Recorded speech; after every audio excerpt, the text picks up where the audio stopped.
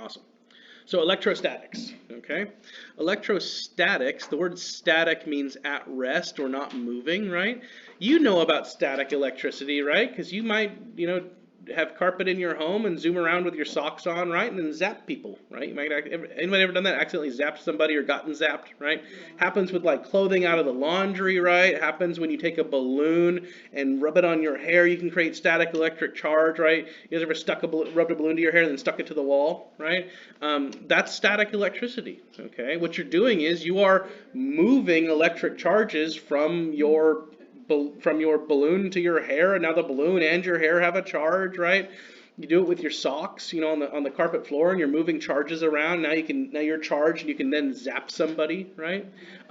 If you ever are at night and it's dark, and if you have a certain types of blankets with like lots of little fuzzies, if you pull blankets apart in the dark, you can see little lightning bolts shooting between the blankets. Okay, and it takes certain types of materials to do it better than others, but that's static electricity, right? When it's stormy outside, we notice that you're typically with people with longer hair, their hair gets a little frizzy, right? That's static electric charge. Okay, so let's talk about that. Electrostatics is the study of electric charge at rest. We have real world hands-on experience with electric charges at rest pretty much in our everyday lives. So here's the deal. An object is electrified anytime there is a mismatch in the number of positive and electric charges on the surface of that object. Okay? So the thing that moves around, so you take an atom, right? The thing that moves around with atoms are the electrons, okay? So take this hydrogen atom that I drew on the board, right? It has a negative charge and a positive charge, and are these equal in quantity? Yes. Like there's one negative charge and one positive charge, right? And they equal and cancel out, right? So this atom as a whole, if you were to come up with a device and measure the electric field around the atom, it doesn't have one. Okay, because it's canceled out, right? But all of a sudden you take this electron and you move it away from the atom, okay, or move it away from the nucleus of the atom. Now you've got a negative charge out in space by itself and a positive charge out in space by themselves. You now have two electrically charged objects with each of them now have their own electric fields, right? This one has a negative field, that one's got a positive field, but when they're separate, they have an electric field. And you put them together and they cancel out, okay? So now this atom is now part of your body, right? And if you remove, because you're shuffling along the carpet or you're rubbing a balloon on your head or you're pulling blankets apart, right? If you pull off electrons from a material, then that material is going to have less electrons on it than it did before. And where they went to is now going to have more electrons on them than they did before, okay? So you end up with an excess or deficiency of electrons. Electrons are the things that move around. Notice I didn't take the whole atom and shift it around the whiteboard, right? I left the atom where it was, the nucleus where it was, and took its electron away, okay? Atoms don't move around. The electrons move around, okay? The electrons get pulled off or get added to other materials, right? And when there's an excess of electrons or deficiency of them, we have static electric charge. When lightning happens, you have your hand up, sorry. Oh, Let's turn it around. When you go down a plastic slide Yeah. at a playground, Yeah. you're essentially picking up extra electrons. Yeah. And that's what causes. Yeah. Okay. You're moving electrons from one surface to another, and now the surfaces have mismatch, right? They're charged, right? And the more electrons that are moved, the greater the charge will become, right? Doesn't matter if it's an excess or deficiency, it's always going to be an electric charge. The reason why we have lightning, right? Lightning comes from the clouds to the ground, right? It's because there is a difference in the quantity of electrons built into that cloud, and that cloud has to get rid of that extra energy, right? And so it sends that through the air to the ground, okay? And it discharges the extra electric charge as a bolt of lightning. So, yeah, the positive charge is what we would consider the solid. Sure. Yeah. Yes. And then, yes. So we have a clump of iron. So the clump, You've done nothing to the clump, and it's a neutral clump, right? and it's not moving, and the negative charge can be pulled off. Yes. Of the clump. Yes. Yeah, the negative charges are pulled away, and what you're left with is a positive charge, right? So that thing has an electric charge now. That's a static electric charge. And the thing that pulled the electrons off now has extra electrons. So it is also a static electric charge, right? And those two things will now be able to discharge. Is there a gas that is electrically charged?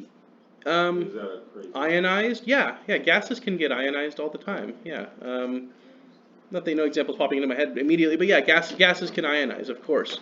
Now, most atoms, if you look at the periodic table, right, most atoms are just happy, neutral charged atoms, right?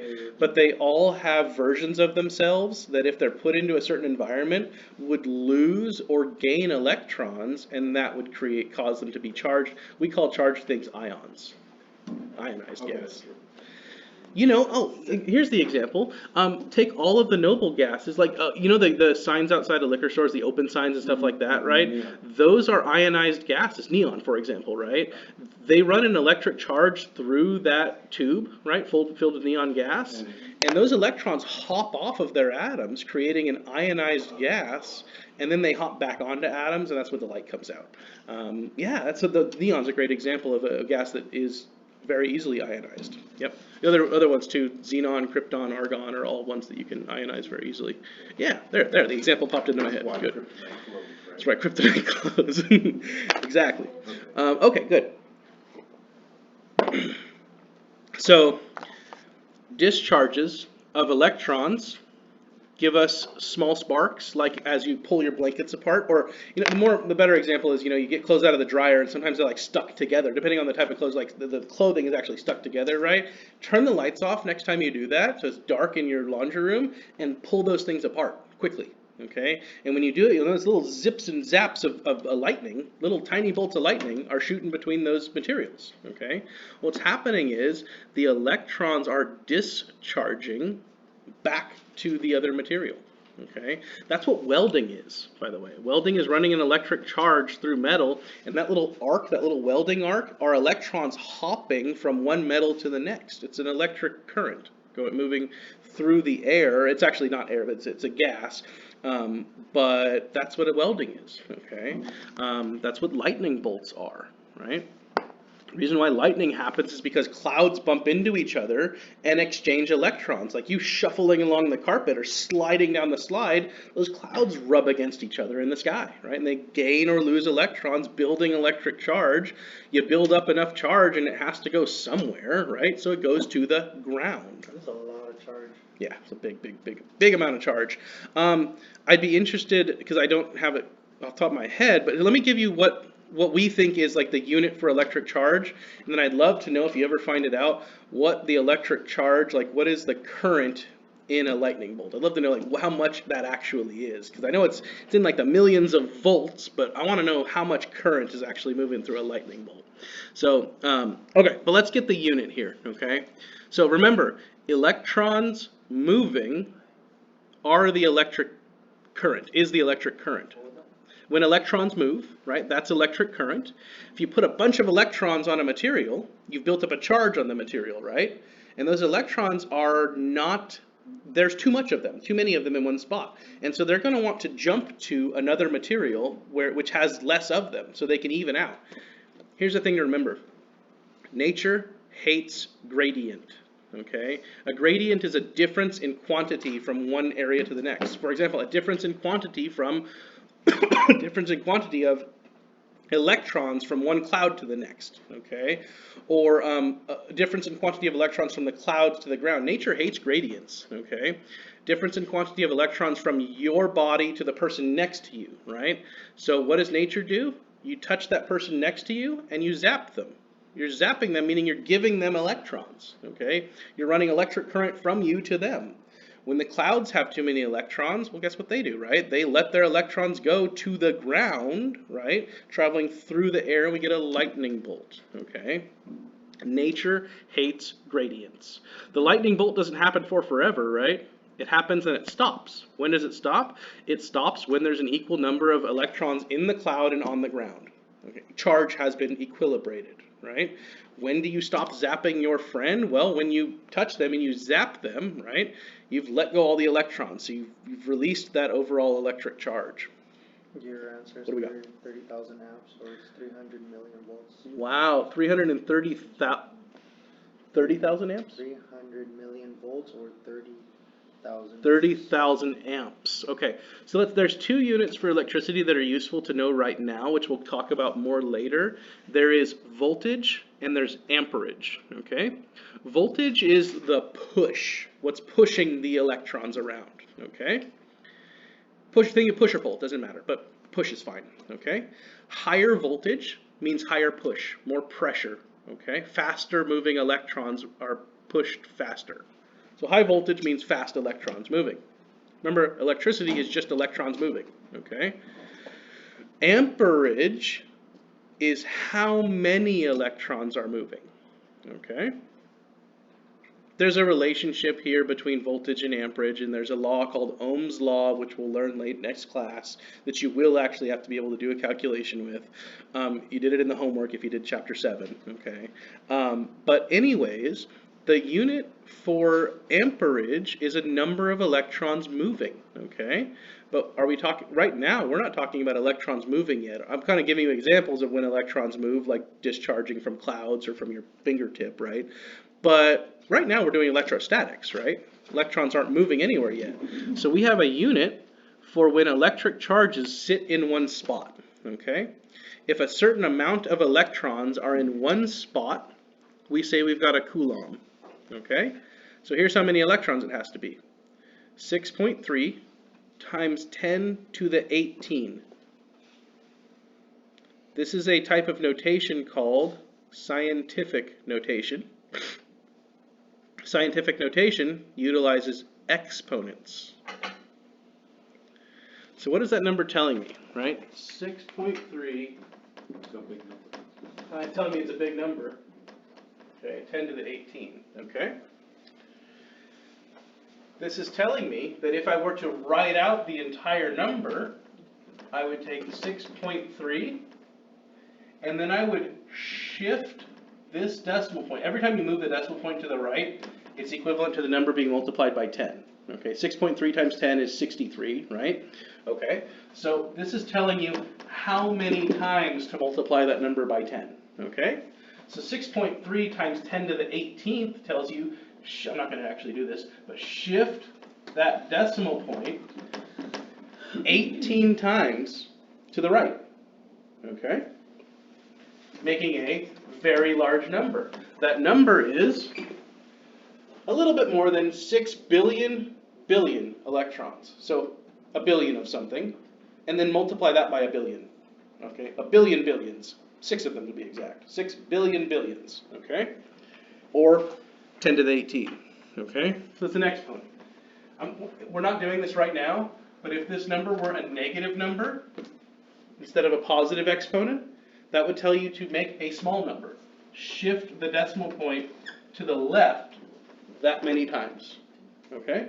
This is scientific notation. If this is the first time you've seen scientific notation, it can be a little intimidating because it's exponents and multiplication, right? But it's not hard at all, I promise you, okay? So if you think about it for a while, it just isn't hard. And you will be able to, if you can't yet, you will be able to multiply and divide numbers all in scientific notation, because it would be so difficult to write out the number 6 billion with all those zeros in there and then have to like multiply it and do equations with it, right? It'd be just so much harder, right? We want a way to compactify and take a big number and write it down in a small way. Let me give you an example of how scientific notation is helpful, okay? If I wanted to say, so 6.3 times 10 to the 18 is 1 coulomb of electrons, okay? By the way, if you take that many electrons and you move them, okay, that's 1 amp, okay? So the amp is the unit, is a unit for moving electricity, and it's the same number of electrons, okay? So, so you want to take this number, right, 6.3 times 10 to the 18 is 1 coulomb, like they say here, okay?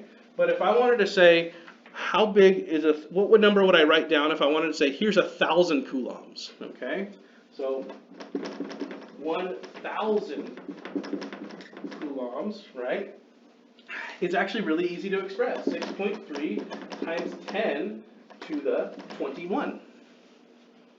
It's only an exponent 3 larger, okay? 3 for 3 extra zeros, right? 3 extra zeros is 1,000 times bigger. This number here is 1,000 times bigger than that number. They almost look identical though, the exponent is the only difference, okay? It's a way to write very, very large numbers in a very small way, right? 6.3 times 10 to the 24th, this number is 1,000,000 times bigger than that number. 6.3 times 10 to the 24 is 1,000,000 coulombs, right? All done by changing only the exponent. That's why scientific notation is useful for us, okay? It allows us to take a very large number and compactify it down very, very small, okay? We use that a lot. All right. So if you said there's a positive charge on a surface of 1 coulomb, that would tell us, if it's a positive charge, that would tell us electrons have been removed, right? Because electrons have a negative charge. So if there's a positive charge of 1 coulomb, we know now that exactly 6.3 times 10 to the 18 electrons have been removed from that object, okay? And somewhere there's another object with that many electrons on its surface, okay? And that object has exactly 1 coulomb of negative charge. So coulomb doesn't say positive charge or negative charge. Coulomb just says here's an amount of charge, okay? We don't care if it's positive or negative, we just want to know how much it is. In a fluid, negative and positive charges move. So Michael, you were saying earlier, right, when you were trying to work this through, you were asking, does the positive charge move or something equivalent to that, right? Mm-hmm. And in a liquid where atoms are free to kind of move around, right? Positive charges can be pulled around and moved around in a liquid, right? But in a solid, like a metal bar, the positive charges are locked in place. So in like wire, right? In a solid, positive charges don't move. Only the negative charges move. However, in liquids and gases, positive charges, negative charges are free to move around as they like, but in any solid they don't. Yeah? Is that why a liquid can change forms? Yes, because the atoms are not locked into one shape. They can change their configuration. Yeah. Good. So we have that. So, yeah. Practical application. Yes. In a wire. Yes. You get a hot spot. You get a burn. So is that where all the negative charge is accumulating? So you get more heat. Hotspot on the wire would be where there is more resistance in the wire. Resistance in the wire. Yes. And so then the negative charges are building up there. Yeah. And then you melt the wire. Yeah, absolutely. They're either building up there or they're moving too quickly through there because of the high resistance. There's a relationship between voltage and resistance. Voltage is the pressure, resistance is the resistance, right? So there's a relationship between them, and hot spots in the wires usually are places where there's high resistance. When resistance goes up, voltage also goes up, pressure goes up. So you get these hot spots, yeah. You have a crack in the copper. Right. So then there's nowhere for they have to now travel through like a much smaller piece of the copper, right, to get across, so the resistance is higher in that area. And so it's not that you're moving more electrons through that area, it's that you are moving electrons through a smaller area with more resistance. You had a question, yeah? So that's why our charging cables and stuff bust on us so quick. So if we had them connected and they were working, you have electricity flowing through them. So if you were to bend them in certain spots, you're creating those hot spots. You're creating little kinks in the wire where there's now higher resistance, or if you break them completely, like there's no resistance because nothing can travel through them, right? You're creating an open circuit, right? You want a nice closed circuit from the wall to your phone, right? And you start bending your wires, and it either frays them, and now you have areas where now like there's less metal to travel through, right? Or you break them completely. So it's more likely that it'll bust if you're messing, or if you have it like bent in a certain position while it's connected, as opposed to just wrapping it around in a circle when it's not connected and there's no electricity flowing through it. Yeah. It's more durable. Yeah. Reason why I ask is so many cables that I've had bust on me rip, and I didn't think about that before. But you know, they tell you not to like wrap them up and whatnot. But I think it's more damaging to them when you do it when they're connected. Yeah, like in construction, I'm not a constructionist, but I've done some construction stuff, right? And one thing you're taught is with all the power tools, right? Like this, right? Most people, when they want to go wrap this up, they're going to take and they're going to pull this back like that and start wrapping it around, right? Well, what does that do? That creates a little kink right there, right? And now if you do that every time you do that, you're now going to build a little break in the wire where there's now, as he was saying, like a hot spot, right? The wire's going to melt in that spot and break. So that what they'll do is they will make a big loop like that, right? And then they'll like wrap the wire around whatever they want to wrap it around, or just continue to keep looping it like that, like so that we're not making any kinks in the wire, right? As soon as we do that, we're doing exactly that. We're building in little weak spots in the wire. Good question. No. All right. Sure. Okay. It just made sense. Okay. Good. I like when things make sense. Yay. It's one of the best feelings as somebody who's trying to teach some materials and somebody goes, oh yeah, okay.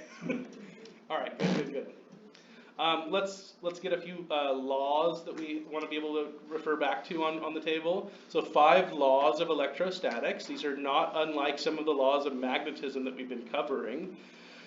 So yeah, like charges repel each other. Positive charges repel positive charges. Opposite charges attract. Positive and negative charge attract each other. And there's only 2, by the way. There's only positive charge and negative charge. There's also like no charge, but there's only 2 directions you can go with this. It's binary, positive and negative. In solid objects, only the negative electrons move. Why do only the negative charges move in a solid? Because the positive ones line up. Yeah, because the positive charges are the solid, right? And they're not free to move around. The object's atoms are not free to move around in a solid. In a liquid, remember, they will, because liquids are not a solid shape, not a specific shape.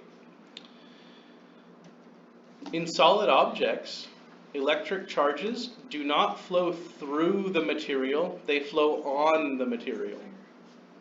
So electric charge only exists on the surface of an object.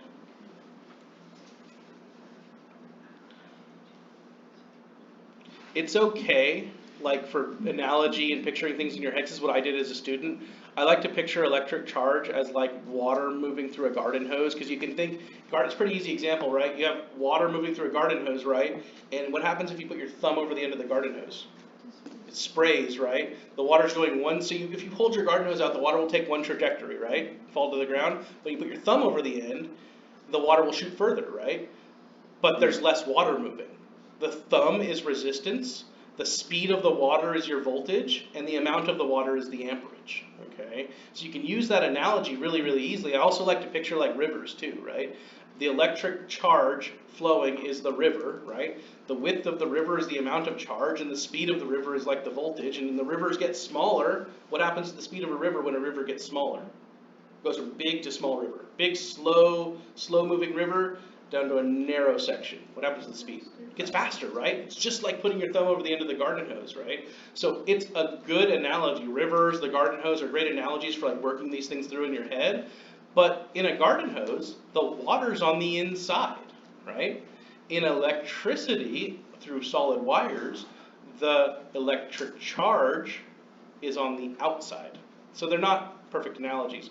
Electric charges move on the surface of objects, not through the middle of them like water through a garden hose, okay?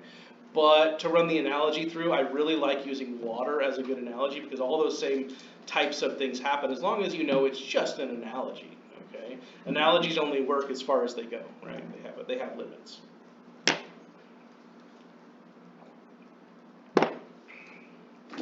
In solid objects, charges will concentrate on the area with they say the area with the greatest curvature at the surface. What they're saying is that the greatest charge on a surface, this is true for magnetism and for electric charge. The greatest charge is at the point of the object, the pointiest part of the object.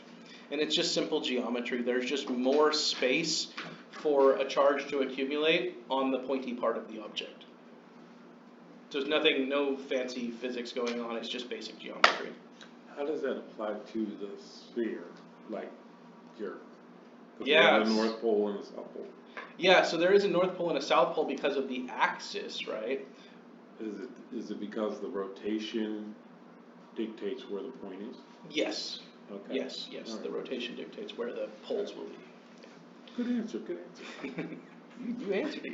You answered all on your You own. Here's an really example. well. So if you look, right, this is a pretty goofy example, but it sort of works.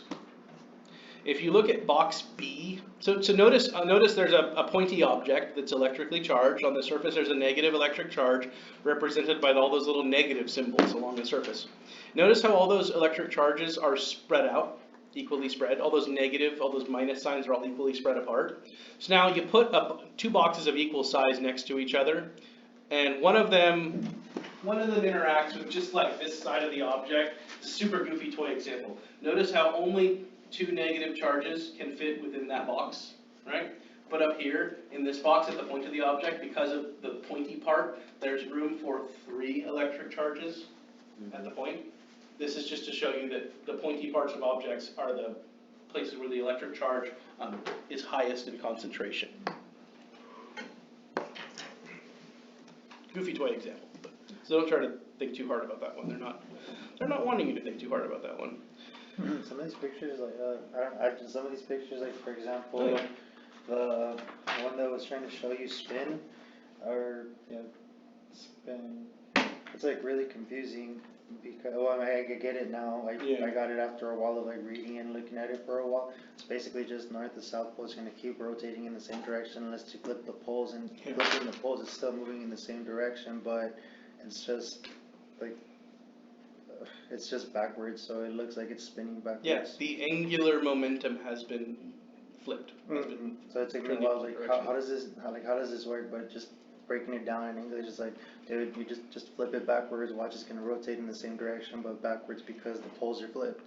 So I was like, oh, okay. Think about like taking like a basketball or something and spinning it, right? Mm-hmm. If you look down on the basketball from on top of it, this is for spin, specifically that example. Mm-hmm. Take a basketball and spin it, and you look down on it spinning, right? And you'll notice it has a direction it's spinning, right? Mm-hmm. Now just imagine yourself looking from underneath. It'd be spinning the opposite direction if you look from underneath. So it's that's the all. same thing as just flip. If it's spinning in the direction that it's spinning, just flip it backwards. Now it's flipping in the opposite. It's spinning in the opposite direction, but it's still going in the same direction. If you flip it back to where it was originally, it flips because you just flipped the object. Yeah. Axis has been rotated. Good. All right. Yeah. Go ahead. Doesn't it, like the way, or the way our water drains, doesn't it have to do with what side of the equator? I've heard that, and I really highly doubt that's any kind of true. I know that's I think it's not I don't want to say wives' tale, like an urban myth type thing. I don't know if anyone's done any like real studies. I doubt that it's true though, because they're saying it because of when you're upside, like say you're in Australia, right? You're effectively rotating like a different direction. They want to say. I just don't think that's true. But I'd be happy to be proven wrong. They don't realize they're upside down. Yeah, they don't know it. All right. I should ask my in-laws. They just got back from Australia. I'll ask if the tub's straight the other way. All right. All right. Great scientific. So I want to just give you, and again, this is just like Oersted's law, okay? Gauss's law, Gauss's formula. This is called Coulomb's law. And it's honestly the identical formula. All they did was interchange magnetic force for quantity of charge, okay? So you notice, doesn't it look like exactly the same formula? Yeah. Except for P's, there's Q's here, Mhm. okay? P stood for strength of the magnetic force, right? And in this case, the Q is quantity of electric charge. Coulomb's law is the same thing as Gauss's formula, just for electricity. It follows the same rules, okay? So the force of electric charge between two objects is directly proportional to multiplying the two charges together. It makes sense, because you got two charges, you gotta consider both of them, right? Okay. So you multiply the charges together, and then you divide by how far they are apart. So as the objects, said more simply, as the objects get further apart, the charge that they feel between them decreases, right? You know, it's just like with magnets, right? You take magnets and separate them, the charge that they feel between them is less, right? Take two electrically charged objects and separate them, and the electric field is, the charge of the electric field, the amount of repulsion or attraction between them is less as you pull them apart, okay? Take a proton and an electron, and they attract each other, right? Separate them, and they feel less and less attraction as they're pulled apart. How much less? Well, every time you double the distance, the attraction felt between them is 4 times less. Okay? And every time you have that distance, the attraction is 4 times greater. Proportional to the product of the two charges, and inversely proportional to the square of their distance. It's just the inverse square law at work. So that is the law of electrostatics. This is Coulomb's law, this formula here. Again, I just explicitly will not be giving you equations with this formula, although you probably did them in your homework, right? But the point of the assignments are to learn what the relationships are. That's the biggest thing for me, is learn these relationships, because you will not have to use Coulomb's law when you're turning on your X-ray machine and setting technical factors, right? But you need to know where all of this is coming from, okay? Right. All right.